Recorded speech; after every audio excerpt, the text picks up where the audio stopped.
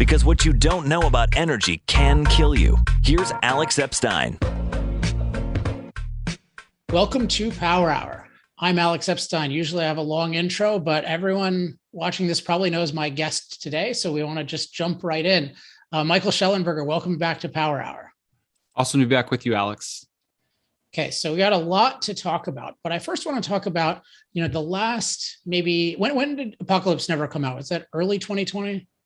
No, June 30th, 2020. June 30th. Okay, so it's been like, let's just say the last 18 months or so. So I think you were already well known as a nuclear advocate, as a contrarian thinker, but really I think Apocalypse Never really exploded. And now you have this new book that also looks to be a blockbuster, San Fransicko, which I'm going to read very soon now that I finally finished mine and I can't do anything with it. I just finished it on Tuesday.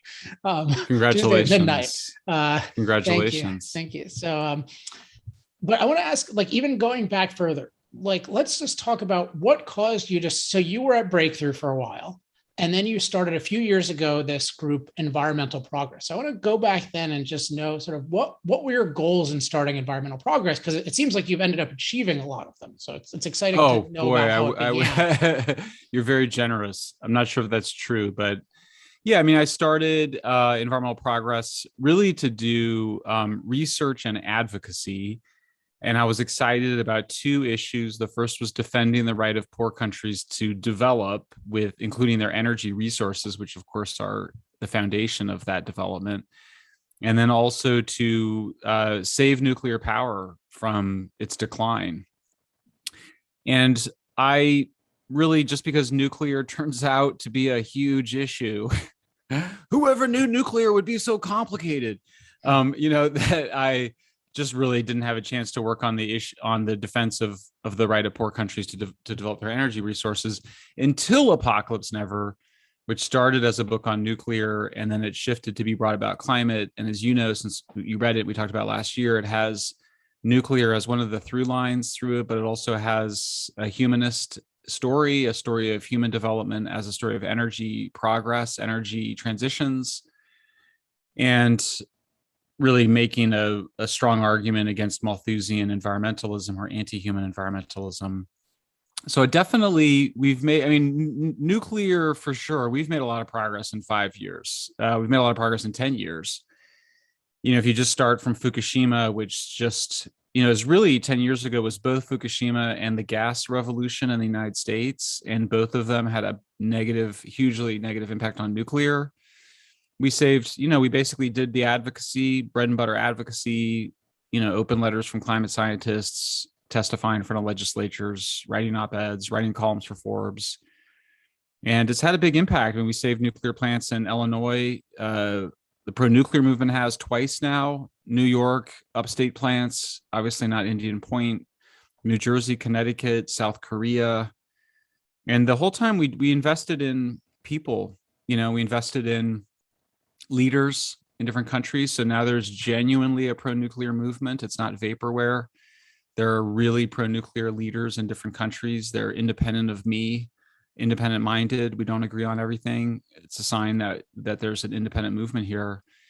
And so, and that movement also gave courage to people in the nuclear industry, so that when the energy crisis hit in a big way, August, September of this year, the nuclear institutions were ready to go and ready to make the case for nuclear. I'm obsessed with this little video that the president of France put on Twitter, La Rêve est possible, which is the dream is possible. If you haven't seen it, Alex, you have to watch it. No, I it's haven't incredible. Seen it. It's like if you were making a Twitter advertisement for nuclear, it's everything you'd want it to be. It's basically, it has it's like a lot of quick cuts and, but film footage, archival footage from the last 120 years. It has a little video of Marie Curie in there, artificial hearts. So it puts nuclear as a technology in the history of French innovation. But they show the Concorde, even though the Concorde is viewed as a failure. They show the artificial heart, DNA research, rockets. And it's so exciting because it is communicating the optimism of environmental humanists, energy humanists, atomic humanists in such a short period of time. I'm obsessed with it. I hope your readers go see it. They can just go to Emmanuel Macron's Twitter feed. It's in French, but it's La Rêve est possible, the dream is possible. You should be able to find it. Oh, and I linked to it in a couple of columns ago. Awesome. So yes, the nuclear thing, that's always something we've both been enthusiastic about, and you've been really on the ground about it. And then, with Apocalypse Never and a little bit before it, you really started explicitly challenging climate catastrophism, which I think had been implied by some of your work, but it became much more explicit. And now I think you even more do it maybe than even Apocalypse Never. I'm curious. Yeah. I know what part of what brought that about was some of the psychological stuff that you just saw, like the mental child abuse that's happening, scaring people, thinking the world is going to end. And I'm really curious, any other motives, but also kind of what success you've had, because it seems like a lot of people are waking up to that, maybe learning it from you for the first time, or at the very least having it reinforced by you. I hope so. I mean, one of the most satisfying parts of Apocalypse Never are the letters that you get from people that read the book and were like, I was depressed. I feel so much better now. Parents talking about how their kids have been affected and how they've been talking to their kids about it. People that kind of say, I try to talk to my friends about it. They're still very closed-minded, but I know that makes a difference too. Even when people say they're not listening, I think they are listening sometimes. Mm-hmm. Yeah, for sure. For me, it's been a rough ride in some ways. I mean, it's, we had a bunch of supporters who were very apocalyptic about climate change and had a kind of Marvel universe, heroic vision of inventing some magic box. I thought you were going to say they had Thanos' vision of killing half the people. Oh, no, I mean, I had a lot of pro-nuclear donors that wanted me to say climate change is an apocalyptic threat. Nuclear is part of the solution with renewables. Fossil fuels are totally bad.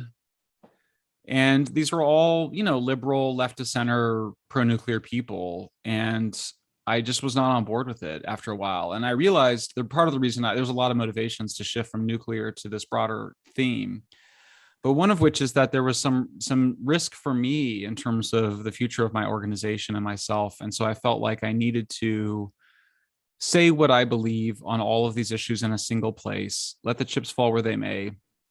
And if I lost some supporters, that would be okay. I'd say goodbye to them, and then I'd reconstruct environmental progress on new foundation. And that's basically what we've done. And so the donors that are still with us are committed to the vision. The vision, it's easy to explain to people. It's like read Apocalypse Never in San Francisco. Like that's the foundation of the organization. And and we've gotten a bit smaller, but I feel really happy about a new foundation that we're on, where I'm just able to and we're just set up now where I feel much more comfortable just saying the full truth of what I think about all issues at all times and not having to, kind of hold back or sugarcoat things because it might upset some people that are in my coalition. I think it's also inarguable that you're much more influential now, because I know some of those communities in terms of the pro-nuclear people who are like consistently anti-fossil fuels, because I have some commonalities with them and many non-commonalities with them. But so I can see it'd be harder to get money and support and that kind of thing. But if you look at your profile, I have an anecdote I've never told you or anyone, where I was talking to a high-level agent about possibly me doing a book on nuclear, and they thought it was a good idea. And I thought like, okay, yeah, but I want to do other stuff first. And anyway, Michael Shellenberger, he can do it. They're like, who's Michael Shellenberger? Nobody's going to want a big book from him.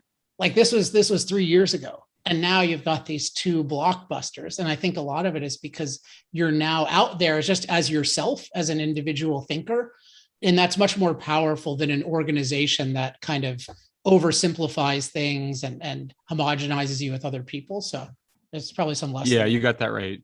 Absolutely. And that's similar. That's my situation in that sense is not unique. We're in a media environment where people are trusted as individuals and not as organizations. We trust individual people with their Substack or their Twitter page and whatever, their podcast. We don't intuitively trust, we don't kind of go, oh, I look for all of my information to the American Enterprise Institute, whatever they say, I believe. No, you say, you say, I like Sally Satel at AEI. I don't know about the other people there. Maybe they're good, maybe they're not, but I don't know. I know Sally Satel. So I think you're right. That's, and it's, as a writer and as a thinker, it is such an individual pursuit. It's hard. It's nice to co-author things occasionally, but for the most part, especially if you're trying to write into the moment and into the news cycle, you do need some amount of independence.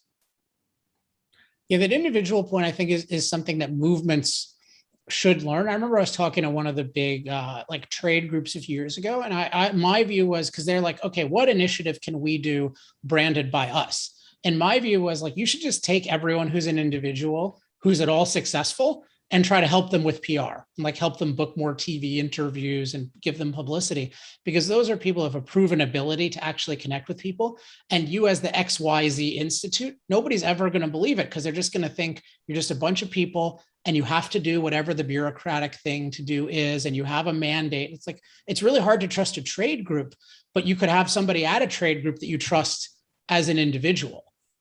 But they usually just don't go out as individuals, and that's why you almost know nobody, no average person knows that that's inarticulate.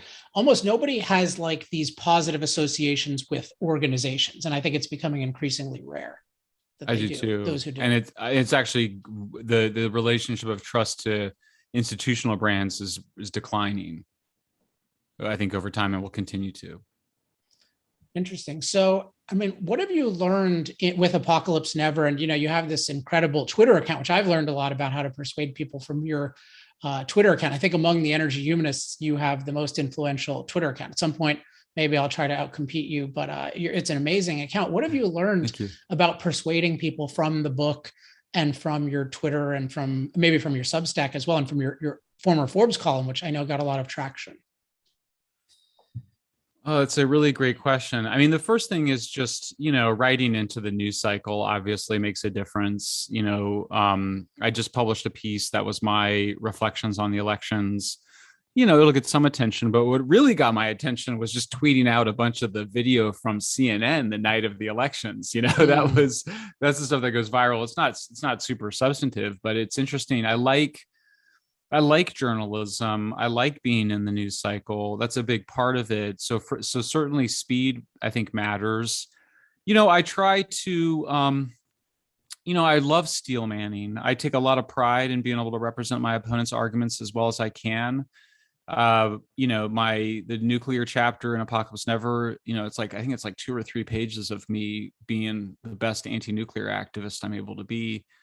So I always build that into my articles. You'll usually see it in the second or third paragraph of me being like, okay, let me tell you what I think, if I'm a progressive defending the results of this election, how would I defend them?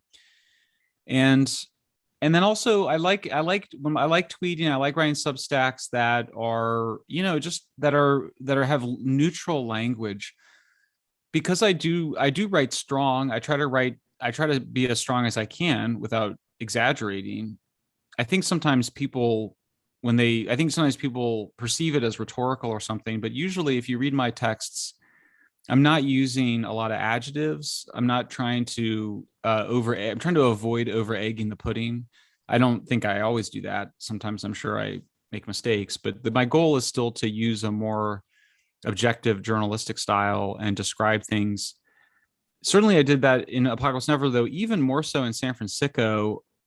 I really quoted a lot of liberals and progressives describing the problem. I really felt like if this book is going to be persuasive, I needed to quote other progressives, including radical left people who basically were saying, yeah, we've got a big problem. We need to do involuntary care. We need to arrest people, because I do think it's more persuasive to quote, people, and so this stuff that you and I were talking about before we recorded was just, I'm interested in what's happening in the oil and gas sector. In that case, I'm just interested in quoting people within the oil and gas sector. So it's always like, paying attention to what the experts are saying, being skeptical of them, but also, showing a fair amount of respect, even if I don't totally agree with the implications that they draw. Yeah, I think that's connected to one thing you did well in your Forbes columns in An Apocalypse Never was quoting some of these more mainstream climate scientists that they would be considered catastrophists, but they're not really catastrophists. Like, I mean, they're very different than my view, but like a Ken Caldera or something like that, even a Kerry Emanuel. And it's really fascinating to see, oh yeah, they don't really jump on board to this catastrophism at all. And it's so powerful to see that, because it's not just, oh, here's some outsider who got kicked out of MIT 40 years ago or whatever. It's like, no, here's a guy at Stanford and he's a mainstream guy, but he's even saying this is too much. It just gives his skepticism of climate catastrophism so much more credibility than somebody you would expect to be that. Yeah, I mean, one of the chapter on the Amazon, the main scientific expert character, Dan Nepstad, gave me a 90-minute interview right in the middle of the really alarmist bad stuff in 2019, it must have been. Mm-hmm. And he later said that he's like, that's the interview I most regret ever giving in my entire career to me. And I get it. I was actually kind of flattered by it because he was so honest. And I think he had been honest like that with other journalists in the past. But I don't think many journalists actually stick on the phone with people for 90 minutes. B, I think most journalists then they filter it through their own filter to come out with this apocalyptic story, where I was able to write a more balanced story. In San Fransicko, I'm always trying to get to the bottom of it, and that means that, in San Fransicko, I have arguments with ACLU, who are the people that are really blocking the kind of reforms that we need to care for our mentally ill. And because I really need to understand it. So part of the style I want to bring in here is of really healthy disagreement with people, because I know the head of the ACLU. I've known the head of the California and United States ACLU for over 20 years now. And I just told him, I was like, I think you guys are wrong, but I want to talk to your top attorney and get to the bottom of it. And so there's a fair amount of, it's sort of similar to, I don't know if you remember the plastics chapter where the main character is the woman who filmed pulling the plastic straw out of the sea turtle's nose. Mm-hmm. I sort of agreed with her on a bunch of stuff, but then disagreed with her on other stuff. So I do want to try to, with each of these characters, I really like to, if possible, try to bring out some of the roundedness, some of the combination of agreement and disagreement, because I do think one of the things in the culture that we need to push back against is, either the sanctification or the deification of individuals, when everybody's a mixed bag and we usually have overlapping agreements and disagreements. And the nice thing about a book is it gives you the space to bring out that richness and subtlety and detail. I'm having an argument right now with somebody about San Fransicko who was somebody who they're really annoying me right now. I'm not gonna say who it is. But they were amazing in terms of the research for the book. Like there's things in San Fransicko that were only possible because of them, and so I'm always reminding myself, this person's really annoying you right now, but mm-hmm. They were really important to the book. I'm just curious, do you ever block people on Twitter? Oh my gosh, I block people a lot. Oh, in really? fact, I'm a big advocate of it. What's your policy? I think they're very interesting differences that would cause, because I don't block anyone, so I'm really curious. But I'll bet you have some good reasons. Yeah, I block because I think I'd like for people that actually care about having a substantive conversation to feel like they can go on a feed and know that if they comment thoughtfully that I'll see it. And if there's just a bunch of spam and garbage and personal attacks or misinformation, I don't want to have to correct it. If there's someone who's like, what about the nuclear waste, dude? You're not taking into consideration nuclear waste. I'll be like, yeah, no, we have. And here's what the answer is. Mm-hmm. But if they're like, you work for the Koch brothers and I've proved it, and they link to a website that doesn't show that, because there is no website that shows that, then I'm kind of like, why do I have to keep responding to you? And then otherwise I have to keep, so I do block people. I think my friend Steven Pinker, when he tweets, a lot of people do this now. They said they do the tweets where only certain people can respond. Right. And I considered that. And then I was like, that's not right either, because then you can't invite in any new people. So I do block. And, sometimes I've had people be like, hey, you blocked a friend of mine, or I've had people email me and be like, you shouldn't have blocked me. And I'll be like, okay. And I'll just unblock them. But for the most part, like if you want to read my stuff, you can subscribe to my Substack, and I don't block anybody on Substack, or you can read the Substacks for free. But for me, I still want to retain some sense in which the Twitter can be a place of conversation and dialogue and not have it just turn into a cesspool.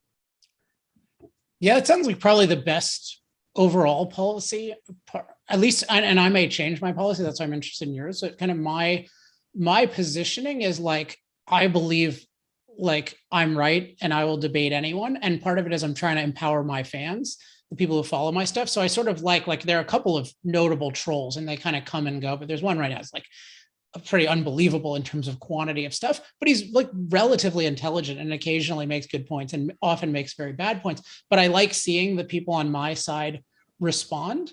And at least at this point, I just want it to be totally unequivocal that like, I will debate anyone. And I've told them, look, I will debate anyone, but you actually have to have an audience that wants to hear it, or you have to hire me to speak. And of course they're like, that's so ridiculous. I'm like, wait a second, my time has value. You just have to find any show with circulation and I will go on with you. But I may have to change it over time. And the one thing I blocked one person, and it's because he put the exact same link like every 40 seconds on something of mine. Right. Like, you cannot repeat, like you cannot literally spam me with the exact same thing. Well, I think you're more libertarian than I am. So maybe that is reflected in our Twitter policies. No, I don't think so. Because the libertarianism is purely like, I don't believe in suppressing the platforms at all. Like I believe they can do what they want. So I'm like, my view of freedom means like, you can do whatever you want with your own property. But yeah, I'm totally in favor of curated things. And as a consumer of your stuff, like I'm kind of glad you have that policy. And so that's why I was curious. But for now, like it's open season on me. Anyone can say anything. And it's a very high threshold. I guess if they kept lying about me and I disproved the lie, then I might. And that this actually one person, I gave him a warning because he's like, you are a lobbyist and you keep saying that every single thing. And I'm like, look, I'm not a lobbyist. That's not what I am. I'm not classified as a lobbyist. Like you can't keep saying that. So maybe. Yeah. I'm a bigger problem for me. That's one issue. I think the bigger problem for me is just the addiction. And there's now really good research on, social media addiction, but I'll just give you an example. This morning, I criticized Paul Krugman and really owned him in a very satisfying thread where he was claiming that the president has nothing to do with oil prices, which is right. absurd. Yeah, that was a great one. I retweeted that one. And I did that. I was super proud of myself. And I wanted to keep going back and checking it, but I was writing this other column and I could feel myself being like, yeah, but I could go check that Twitter feed and just get some more satisfaction at how hard I'm owning Paul Krugman. And I remember being like, yeah, like you need to not do that. You need to just finish writing this column. I do find that, and I've also had like, just, I think a lot of people, since now that I work from home, just eating too much or eating in between meals. And so I find myself, like being like, I have to limit my social media consumption and my food consumption.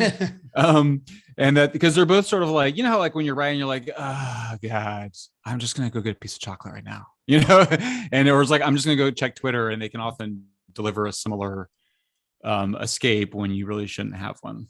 So I actually think I have solutions to both of those because I've worked. Oh, good. What are they? So this is my single best productivity idea I've come up with in the last 2 years is the first one. And it's dividing my time between performance time and feedback time. And so the recognition is that the intake of feedback is an incredibly powerful force for human beings. So that's what's going on. It's not just distraction. Right. It's that you're getting an evaluation. So what I do, and I abide by this most of the time, and I'll tell you how I still do a lot on Twitter besides that, but is I check Twitter. I get feedback on Twitter once a day.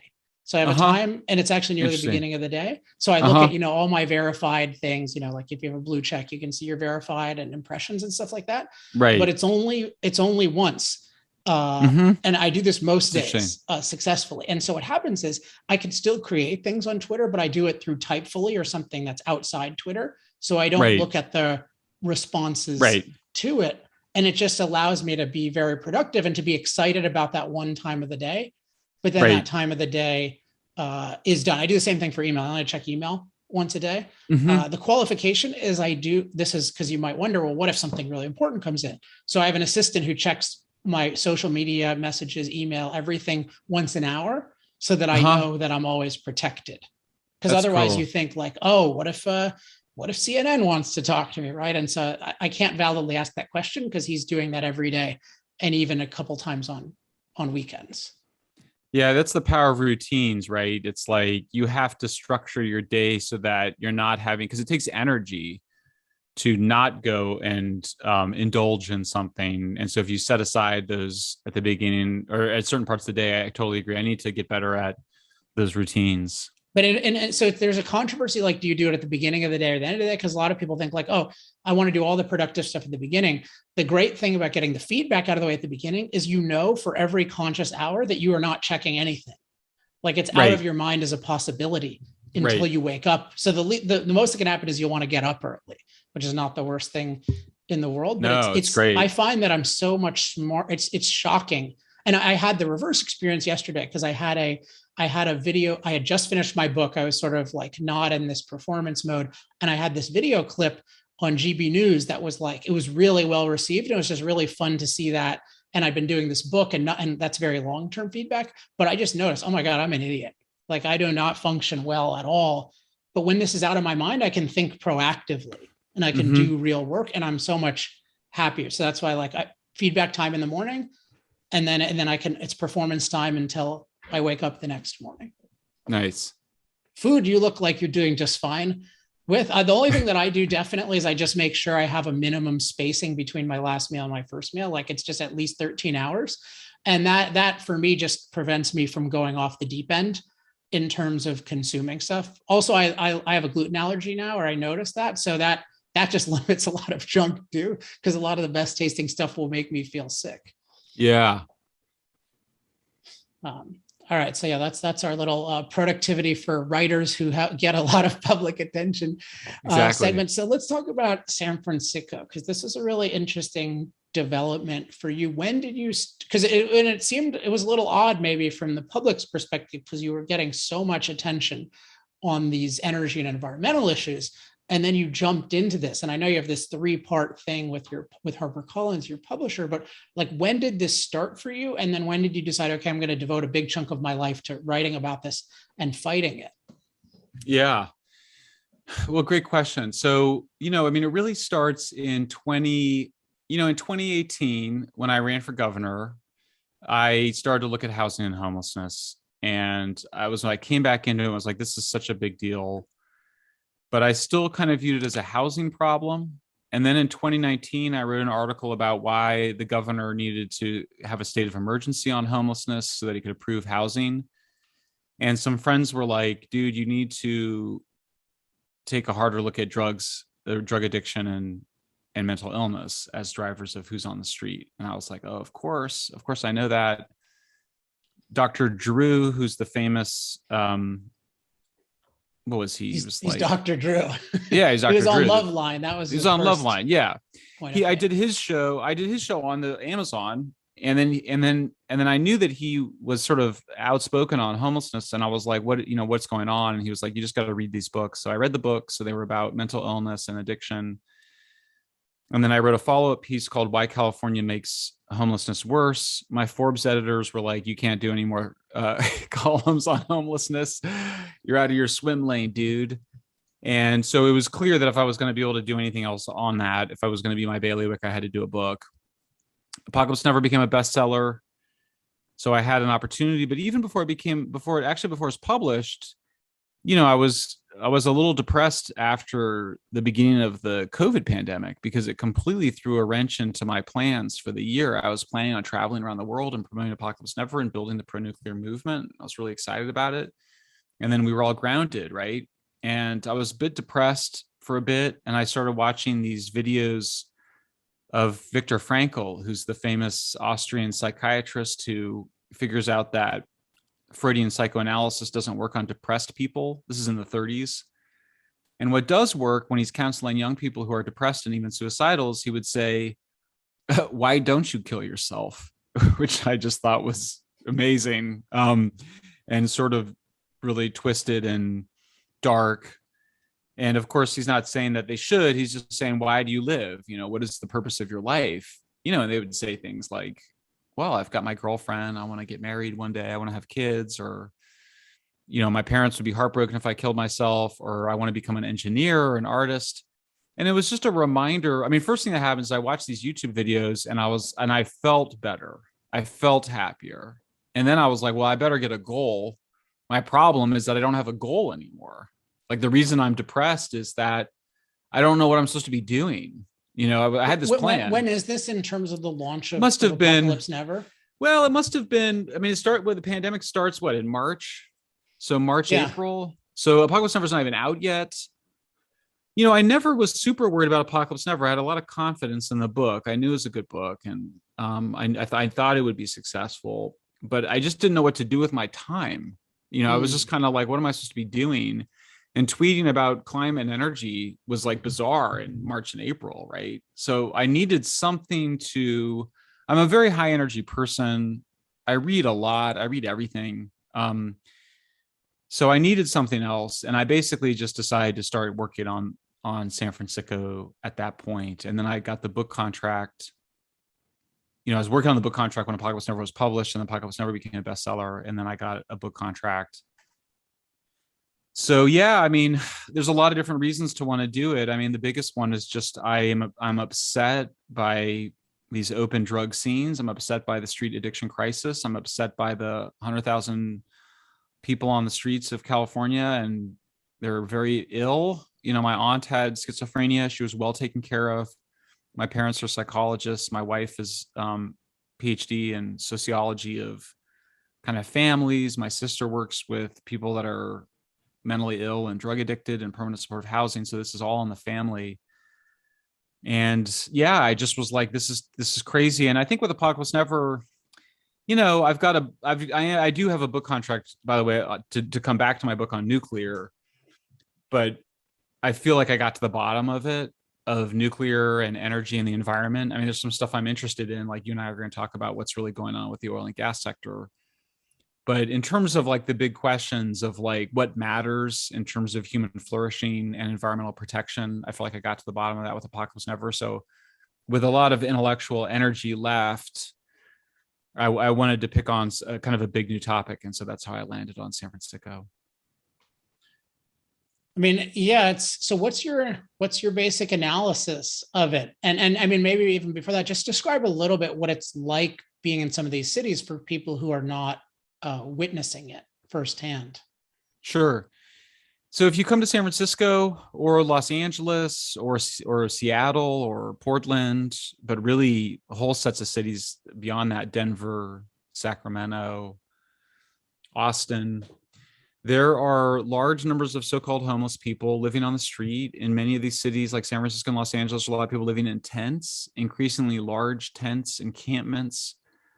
When you interview social workers, they'll tell you that 100% of the people on the streets are either addicted to hard drugs or mentally ill or both. There is a lot of waste everywhere, human waste, human feces, food waste, garbage, junk. It smells incredible. It's, on the one hand, it's sort of like being people always compared to like a slum in the third world in a developing country, but it's not the same in the sense that really poor neighborhoods in poor countries, people still, they don't defecate on the streets. There's still some, not always great, but usually better hygiene. And so this is clearly a problem of untreated mental illness and addiction. It's been grossly mischaracterized by progressives, by the radical left, as a housing problem. And words are so powerful. The word homeless is just such a propaganda word. It manipulates our thinking and thus manipulates our emotions. And so, it's like, even for me, I had a fair amount of experience interacting with people on the street. I'm a pretty street savvy person. I feel comfortable walking in dangerous neighborhoods and dangerous countries. I've been in war zones. And I talk to everybody. I'm an anthropologist and journalist. I like to interview people. I mean, if you just talk to so-called homeless people on the street, it's obvious that they're not just there because they can't afford the rent. It's obvious. And so you have to it's such an interesting thing, the ways, but we see it everywhere where people just project an idea onto some human being or some physical reality. So part of my desire to write this book was first to sort of say, okay, once you understand what's really going on, which is what the Europeans call an open drug scene, which is basically an open drug market that people live in. And once you understand that the drivers are untreated mental illness and a kind of radical left libertarianism that says you can't arrest anybody for breaking laws, then you get to the real interesting question, which is, how did it ever get like this? How did they let it get so bad? What's the ideology behind this that justifies it? So there's a sort of practical part of the book, which is what do we need to do? I argue for a modified Dutch model, similar to what they do in the Netherlands, very humanistic. They don't allow people to sleep on the street. You must sleep in a shelter or you'll be arrested. You can't use drugs publicly. You can't defecate publicly. If you're psychotic, whether from methamphetamine use or from schizophrenia, you need to get help. They're not hunting people down in their homes who are peacefully, using heroin, but when they break the law, addicts, get the opportunity to get rehab. So it's not super complicated in terms of what the actual solving the problem. I had somebody earlier this morning ask me, how long, if you were king of California, how long would it take to fix? And, you'd make a big difference in 2 years. Really, in a year, you could do a lot. You need some time to kind of get the shelters up and train the staff and get your psych departments ready to go and your hospitals prepped. But it's doable. The real problem is just the politics of California, the politics being so entrenched and trying to succeed politically, I think is the bigger challenge. So what's the intellectual resistance among the California left? Well, great question. So that's such a big question. So, there's sort of two groups of people, and I'm just going to simplify because it's easier that way. There's sort of like your basic bleeding heart liberals, like my neighbors in the Berkeley Hills, where they just see people on the street and they feel sorry for them and they want to give them money and help. And when progressives and Democrats say these people are victims and we shouldn't, mistreat them, this is not a criminal problem, it's a health problem, everybody nods their head and says, yeah, that's right. But when you say, look, we have to enforce the laws, the city is falling apart, they go, oh gosh, that sounds really harsh. That's your basic liberal view in California. There's a second group, which is the leaders of the so-called homeless movements, the radical left, the people that run the institutions that defend these policies, many of the radical left politicians, the progressive city council members. They are much more hardcore. Their view is the system, our democratic capitalist system, is evil. It's the cause of all problems. They are very narrowly concerned with the victims of the system rather than the victims of other individuals. So, 30 times more African Americans are killed by civilians than police. Why is the left, why do we have millions of people that take to the streets to protest the police killing of one unarmed civilian? But there's no protests, there's no movement, there's no organization to prevent the killings of unarmed African-American civilians by other African Americans. Well, the reason is they're not victims of the system. And the system has been so demonized. And I started to see this, and this is the power of having done these two books. I sort of see the radical left, it goes after these institutions. They have a utopian vision in mind. So the big one, of course, is psychiatric hospitals. After the Great Depression and World War II, they were short-staffed. There were all sorts of problems. Anybody that's seen One Flew Over the Cuckoo's Nest knows that some of these hospitals became very poorly managed. But they were places that cared for people in a medical way that needed medical care. The left had this idea that it was totally terrible, that we had to shut it down. These couldn't be reformed. So we shut down the psychiatric hospitals. Basically, that's now happening again with prisons, police departments, electrical grids, nuclear power plants, oil and gas production. So I see, as I look at the institutions that civilization requires, stable energy sources, reliable, stable electricity, psychiatric hospitals, police, prisons, jails. Yes, we want them all to be better. Yes, we want them all to be more humane. Nonetheless, these are the institutions of civilization. If you don't have them, you don't have a civilization. And so I've grown very concerned about the war on these institutions. And and pushing back against it. And that's why I was interested in talking to you too, because I guess I didn't really think that the war on oil and gas was anything more than symbolic for many years. But I think now that we're having massive oil and gas shortages, we're seeing the consequences of the war on the oil and gas sector that are very serious. And I see it all as a kind of single, even though these are people that are, the radical left that's attacking these institutions, they don't talk to each other. They're not like, okay, now we did the psychiatric hospitals, let's take down the nuclear plants. Some of them do, but yet that's the basic driver behind it. And I wanted to both understand it and also stand up to it and say, come on, guys, like you can't be tearing down these institutions that we depend on. It seems a very strong religious component to it, where it's like, this is like our current world is the fallen world, and then we're going to fix it. And, I think one of the antidotes, there's a lot to say about the causes, but I think one of the antidotes is to just have a huge appreciation of how amazing the world is today. And then that and if you make that explicit, it discredits anyone who is saying it's terrible. So even you take the climate issue, like one refrain I have in Fossil Future and when I talk now is like, okay, it's okay to say that you're concerned that rising CO2 levels are going to cause climate problems in the future. But you have to acknowledge that today we have never been safer from climate. Like that's an empirical fact. And if you don't acknowledge the present, you cannot be trusted to predict the future. But of course, the more we do understand the present, the less the apocalyptic predictions make any sense and the less plausible it is, let's have AOC remake everything, because her plausibility depends on, everything is screwed, everything is bad, it's never been worse. And you're in a desperate situation. It's kind of like you're almost suicidal. And you're like, okay, maybe this AOC person, she seems to have confidence, versus if it's really, no, it's an amazing thing. This was a huge achievement in our civilization. We could make it better. But anyone who says, let's throw it out, that is the kind of person that is like, we should not trust that person at all. Yeah. So this idea that things have gotten worse from where they were in the past, that society corrupts individuals, that we're better in a state of nature. This is Jean-Jacques Rousseau. That's all it is. So in San Fransicko, there's really three big characters, three big intellectual characters, and there's a bunch of subvariants, but there's Rousseau in the 18th century, who basically, to win a contest, an essay writing contest, takes the contrarian view that progress, that human economic and technical progress has been bad. And he invents this really, reinvents the kind of golden age myth that things were much better in the past, invents a whole bunch of reasons for it when we were closer to nature. Then you get Marx in the 19th century, who modified it significantly, but nonetheless, the idea was that capitalism was making people alienated from each other, that things were so much better.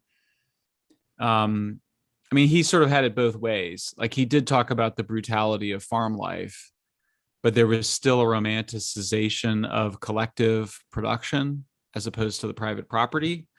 And then there was the famous idea, property is theft, and that once you have private property, that it's really a way to create inequality and status competitions between people. That's Rousseau's idea too. And then you get to the 20th century and the modifications of Marx through Foucault, who's the most important thinker for the left in the 20th century, Michel Foucault, the French historian. And he sort of argues, the mentally ill are not really mentally ill. They're just neuroatypical. And the people that are calling them mentally ill just want to medicalize them and put them in hospitals or prisons. And similarly, criminals are the real revolutionaries. So it all stems from this kind of wrong idea of Rousseau, which is that humans are better in a state of nature, and that society is this big corrupting factor. I had a lovely conversation with the great Canadian psychologist Jordan Peterson, and his point, and I sort of knew this was his view, but it's good to hear it, is that apocalyptic thinking is a depressed person's. It's where you go as a depressed person. The world, something. I've had a terrible day, or I'm feeling bad, and therefore the world's a bad place.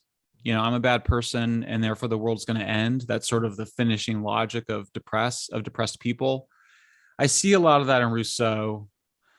I see a lot of it in radical left folks. The folks that become high status, like AOC, who become global celebrities, or Greta Thunberg, they escape the depression by making everybody else, by kind of putting everybody else down. But I think they end up sowing depression in the society and the culture. I mean, it's an interesting question of to what extent is environmentalism, apocalyptic environmentalism, a manifestation of depression, and to what extent does it make people depressed? And I think both are true. Yeah. And I think there's a third dynamic, though, which is that I'm always on the lookout for things that give free status to people who feel inferior. Like, I think that's a very powerful force. And I mean, one of my favorite books, Atlas Shrugged, talks a lot about this with respect to like statism and anti-capitalism that makes you feel superior to all these productive people. So you take something like the condemnation of the 1%. Well, we know some of the 1% are people like Steve Jobs, but if we can condemn the 1%, then we get unearned superiority. And there's no better way to get unearned superiority than to say you're saving the planet from all these productive people. And so I just look at like anytime you can give people free pseudo self-esteem, you've got yourself a powerful force. And I think a lot of the bad movements are really good, but the kind of Rousseau idea and all these Malthusian ideas, they play into it perfectly because it's like all these productive people and all these institutions we've built, those people are bad. So the people you feel inferior to, you're actually superior to, and you don't have to do anything except condemn them and vote again and, vote for me and give me money. Yeah, it's a really cheap put down with increasing power with social media, right? Yeah. I mean, it's growing in power, but it's scary how powerful it is. But yeah, it's a kind of hatred of civilization, a deep anger sort of crystallizing into a hatred of civilization. I received this lovely email. It's the best email I've received since San Fransicko came out, from a psychologist who worked at Veterans Administration in San Francisco for like 20 years with addicts, with the mentally ill. And he was still furious with so-called homeless advocates who would, defend the right of sick people to sleep on the street. And he was like, they just want to say F you to civilization. That's what they're all about. They hate civilization. They're angry, often from, their own depression, including as kids or adolescents. And they've manifested that now as like their own little nonprofit to supposedly defend the rights of poor people, but really in a kind of sociopathic way where they're not really caring about, because if you really care about street addicts, a lot of them just need intervention and medical care.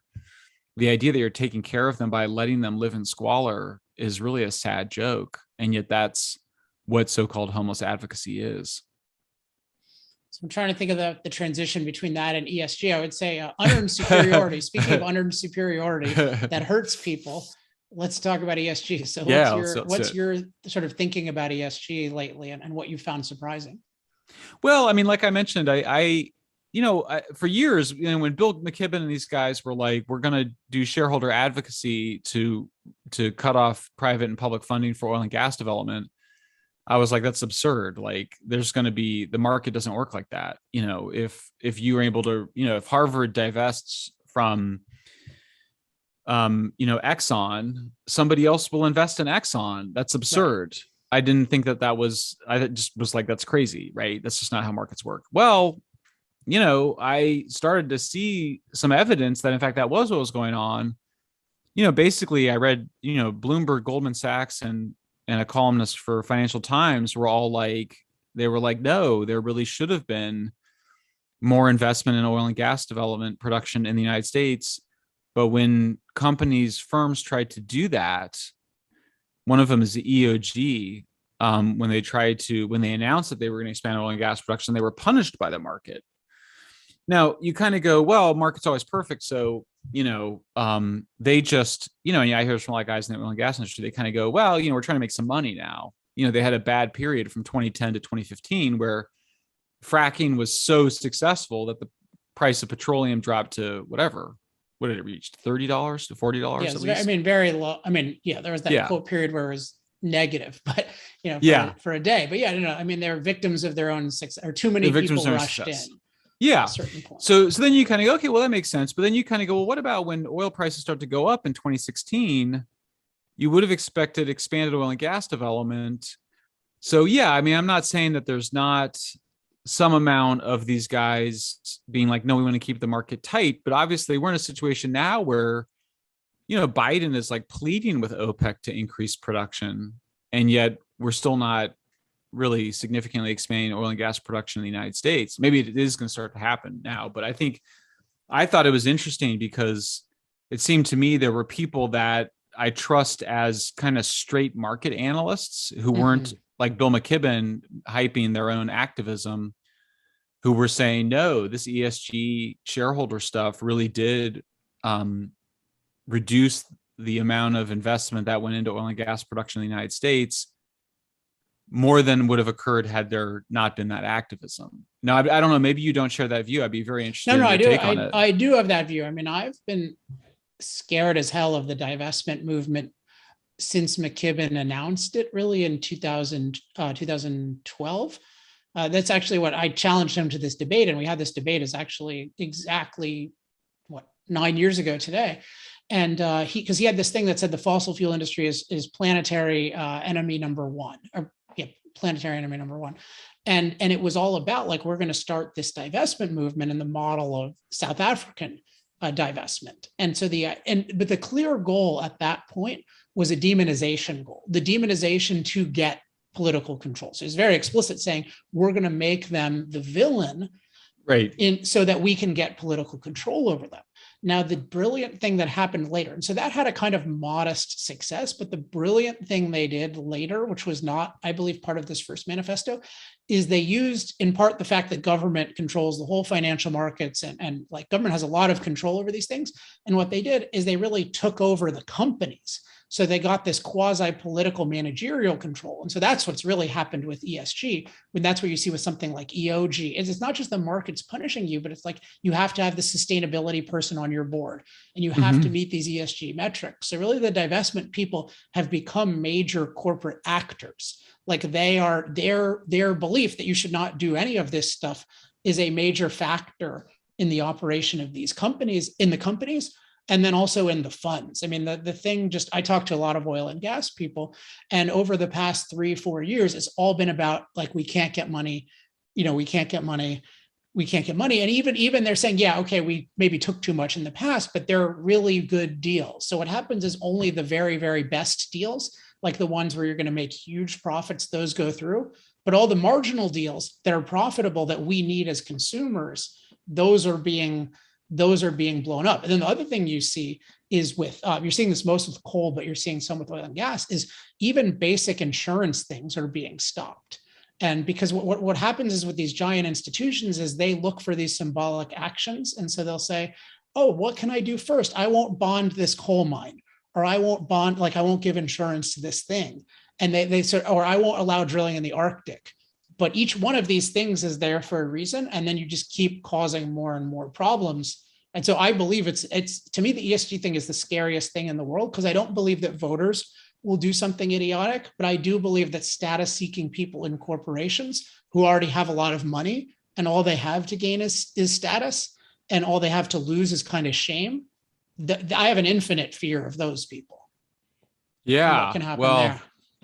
It's really new. I don't know of any, I guess the comparison is South Africa, where it did seem like that did have an impact, but I don't know that I've seen this occur. I guess it also occurred on nuclear to some extent, in the 70s and 80s, but it is scary. It'll be interesting to see if it corrects itself now. I mean, you got to think with Biden out there being like, pleading with Saudi Arabia and Russia to increase production, that there's got to be some sort of a political response, that there's got to be some sort of an economic response, but I don't know. I mean, the level of apocalyptic thinking within the financial sector is really shocking. It's alarming. I think that, for me, it's a matter of there are market forces, but I actually think, maybe I'm being megalomaniacal, but I think part of what we're doing is really helping this, because, you look even 5 years ago, 7 years ago, there wasn't really an alternative to catastrophism. And the false framing of all the energy stuff by the catastrophist was always either you're a climate change believer, in which case you need to rapidly eliminate fossil fuels, and for some reason you hate nuclear, which made a whole bunch of sense, right? Or you don't believe we have any impact on climate, in which case fossil fuels are okay. So they framed it as, oh, you're a believer or denier, and they got if you're a believer, you agree with our whole political agenda. And I think what the energy humanists have done is we've said, no, that's not the issue. The issue is really what's the best policy overall for humans. You can believe that even we have substantially negative climate impacts overall, and you can still believe it's a terrible idea to rapidly eliminate these things, let alone to be against nuclear. And I find that the people exposed to that find that compelling. And I don't feel like the other side has had any answer. If you look at what they've gone out, maybe you have different experience, but I haven't seen anything that they've done going after you or me that's really addressed the substance of, hey, let's look at the full context. What's actually best? Let's not be apocalyptic. Let's be objective. Like I haven't seen any response for them. And it's now been, we've had like your blockbuster book, we had Lomborg's book, we had Kunin's book. To some extent, we had Moral Case, that was 7 years ago now. Like they don't seem to have an answer. So to me, that's very heartening because I think that, and we keep growing, you're getting more and more of a forum I am. So it just seems like one of these things that's really growing and there's no obvious way of stopping it because they don't seem to have any counter argument to it. Yeah, no, I totally agree. And I think we're at the beginning actually of a backlash on it. I mean, I think that, look, I mean, Biden was out there pleading with OPEC to increase oil production the day before or hours before he flew to Scotland for climate talks. They couldn't even do the stuff that they had hoped to do in terms of stopping financing from coal plants. I think that, we now know it's now the new data show that actually when they account for land use changes, they're using better satellite data, that it looks like global carbon emissions peaked a couple of years ago and have been going down and have been flat for the last decade. I have been saying that I thought emissions globally would peak within the next decade, but it appears they've already peaked. And I'm skeptical. I'm skeptical if they will peak. That's a subject. When you read Fossil Future, it'd be interesting to see. Well, and I think I don't think they will peak even with the bad policies, but I think just 3 billion people using less electricity than American refrigerator. I mean, my view is just the world is so energy poor still. So it really depends on, now we're really screwing them over in terms of development. But if you look at like the state of things there's another whole China, more than a whole other China and India in the world that could potentially develop. And right. I mean, in terms of the amount of poor people right and they now should, although they're going to be using a lot of gas, probably a lot of less coal. Yeah, of course. So, but I do think that you got to remember, like when I started working on climate change 20 years ago, the goal was 2 degrees to keep warming to 2 degrees. Well, we're on track for 2.5. Like right now, like we're on track for 2.5 degrees. So I just don't think that, I think that even the alarmists are having to admit that the amount of emissions, the temperature increases are not going to be nearly what we thought they were 20 years ago.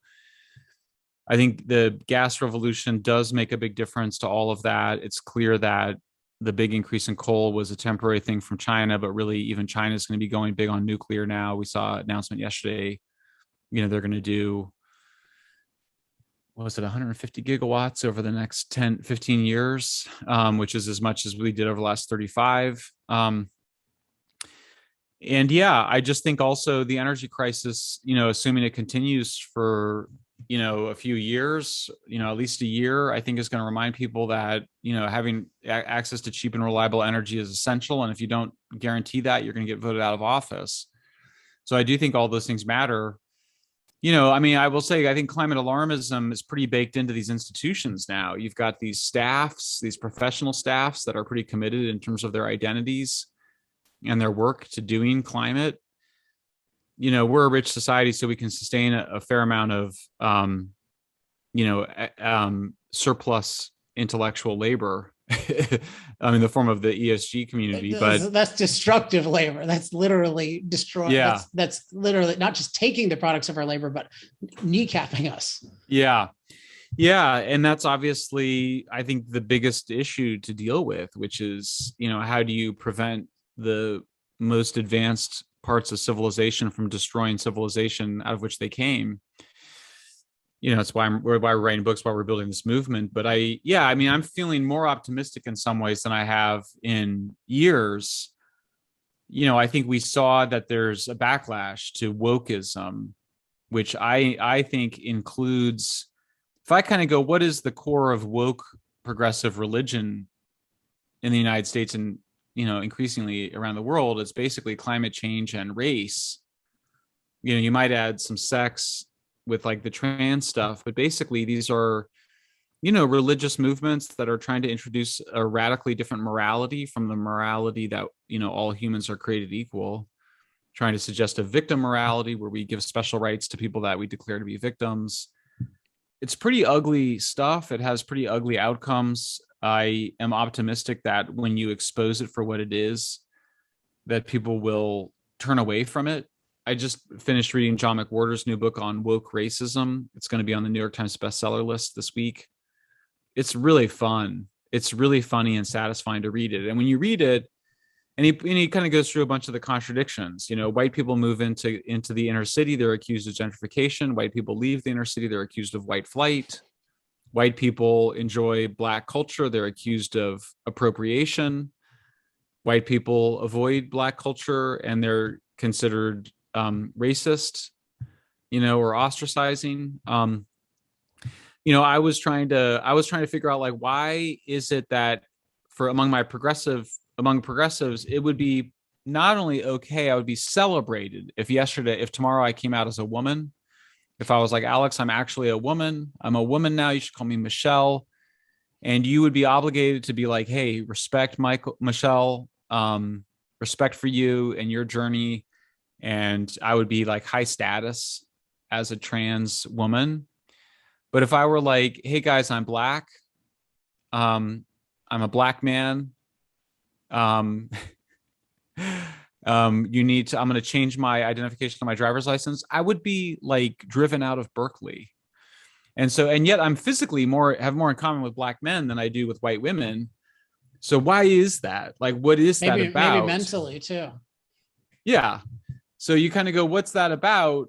It's so completely irrational. And the answer is that trans activists want to define the category of trans in a really big way, to include people that just identify mentally as a woman, not just, physically.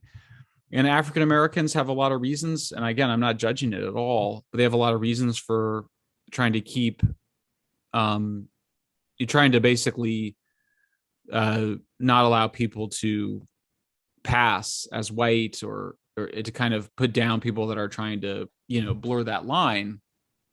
So it's completely arbitrary. It's obviously a religion. It's just when you get to the bottom of it, when you're like, why do we let, addicts sleep on the street, kill themselves on the street? Why do we let that? And you go, because we've decided that they're victims and we shouldn't do anything to stop victims from hurting themselves. And you realize it's that dumb.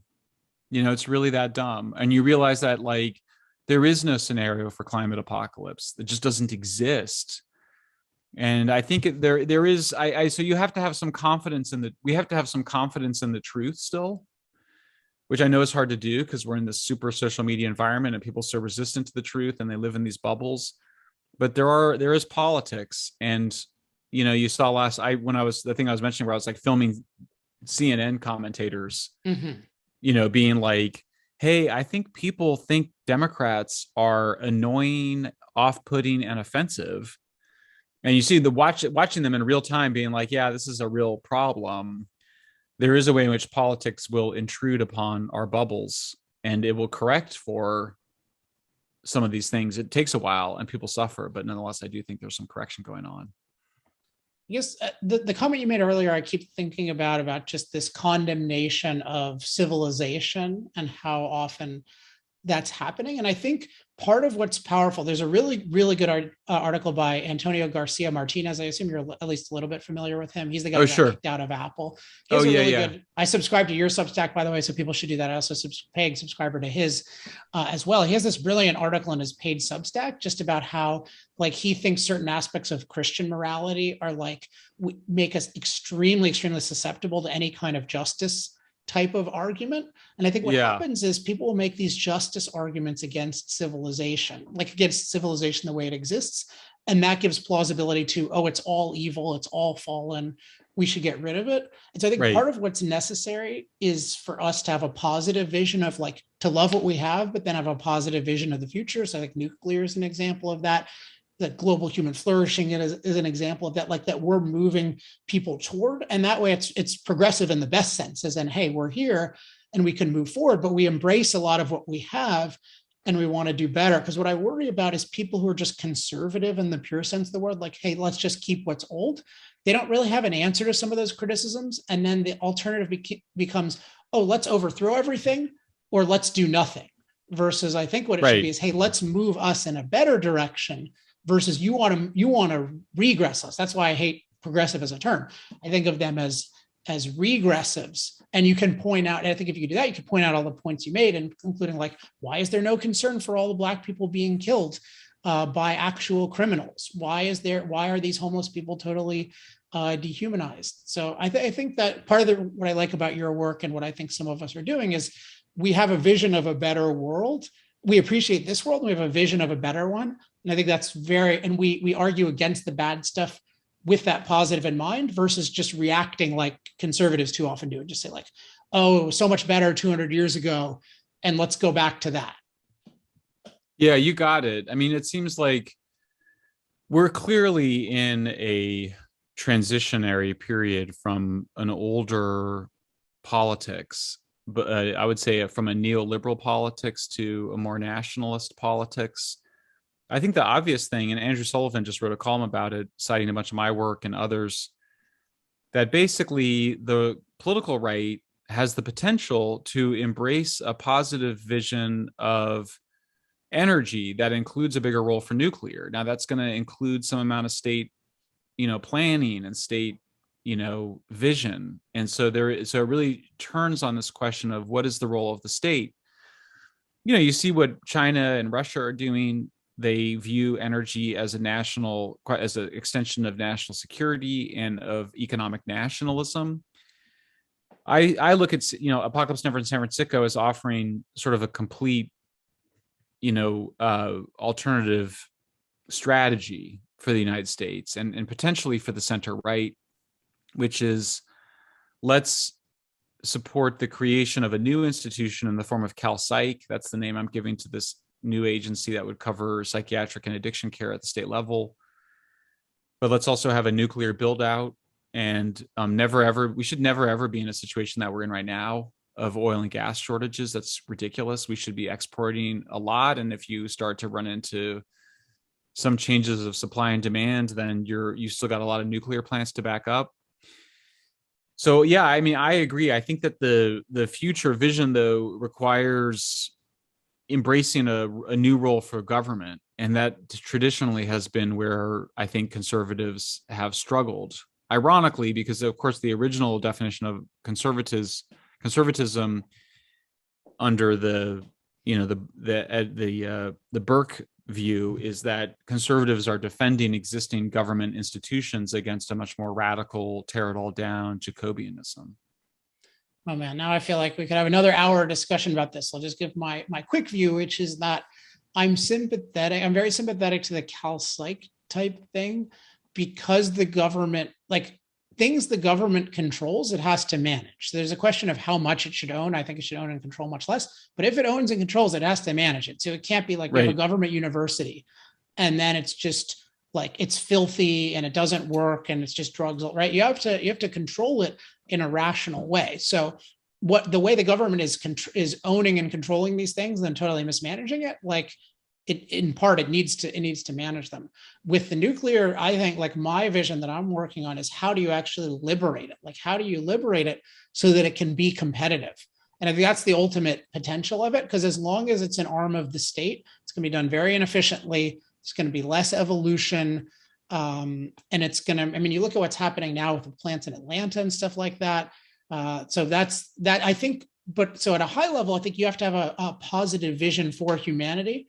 And then there are these different questions of, okay, what's the role of government in that vision? And you can have a similar overall vision, which I think we probably do, and have different ideas of the means. But I think you have to have an overall vision. And that's what I think a lot of conservatism fails to have, because it's sort of like, and what conservatism is mostly based on in terms of the founding of America, this is an Ayn Rand point, that was a revolutionary progressive thing to say that we have rights. So we should never be in the position of just saying, let's keep what's old.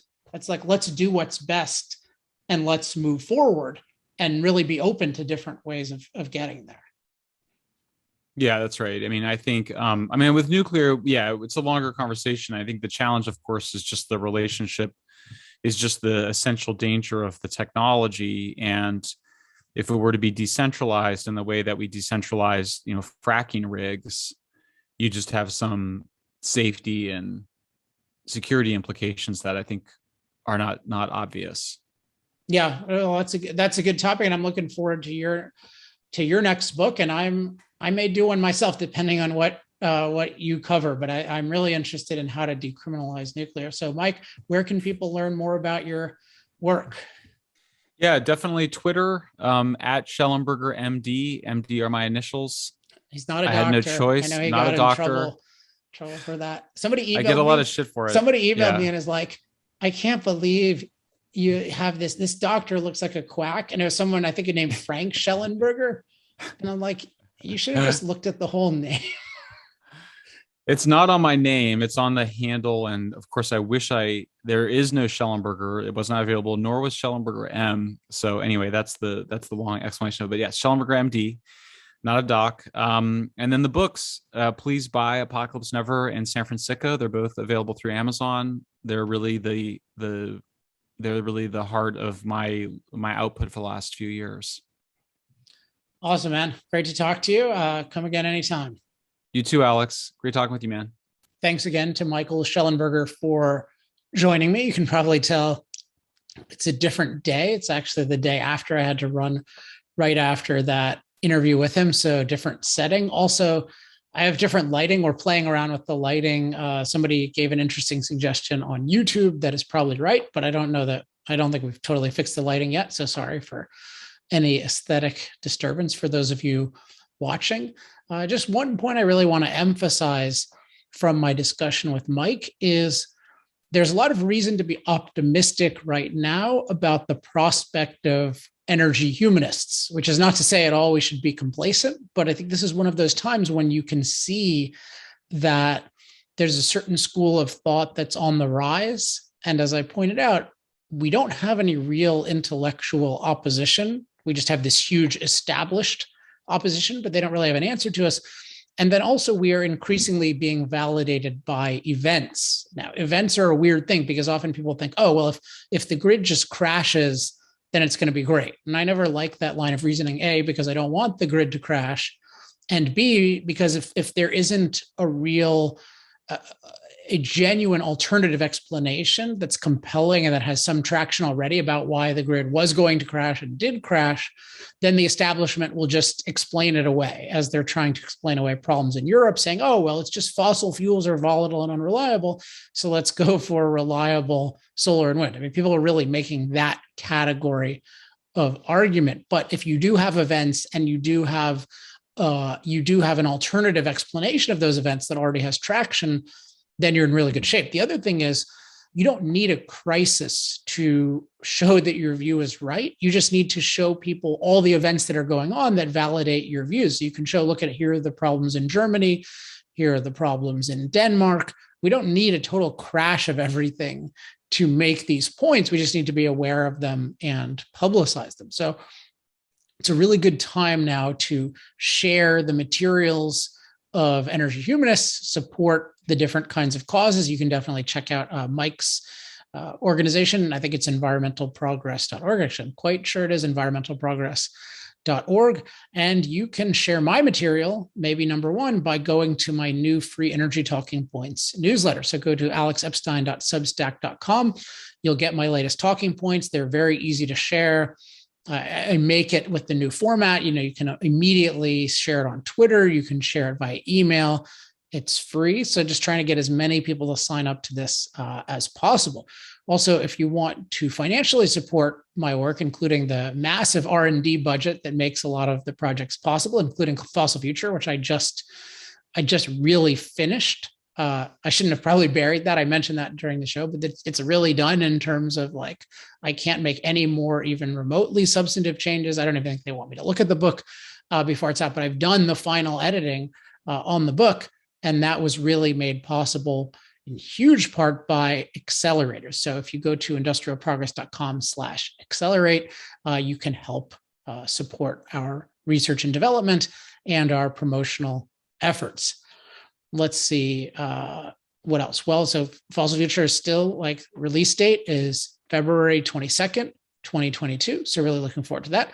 Also, make sure to follow what I'm up to on Twitter, as well as what Mike is up to on Twitter. I think I'm up to about 70,000 followers. Mike is at 140,000. So he's doing amazingly, but he still needs more followers. We should all be in the millions. It should be that whenever these issues come up, people start looking to different energy humanists for answers. And at this point, it's really about having as many people as possible help spread the word, because it's just, again, we've got a compelling product, a proven ability to persuade people. It's just about sharing it far and wide. So anytime you mention us to a television producer, some podcast that you like, all of these things really help. And at a certain point, it gets a kind of escape velocity in that, okay, there was all this resistance, but now it's okay to talk to us.